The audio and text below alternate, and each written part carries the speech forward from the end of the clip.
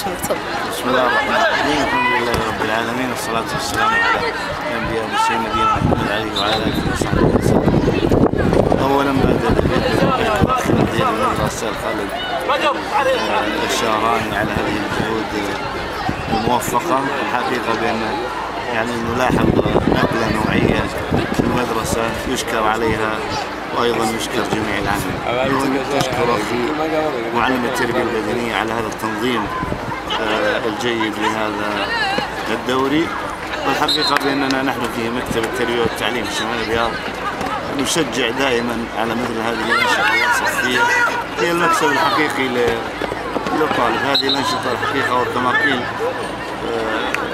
العقل السليم في الجسم السليم. هذه الأنشطة تنشط البدن وتجعل الطالب أيضا متهيئا لما بعد هذا النشاط، بحيث أيضا يمارس هذا النشاط ويستوعب بقية الدروس في بقية اليوم الدراسي. نشجع هذه الأنشطة وأيضا نشكر المدرسة على هذا التنظيم. شكرا.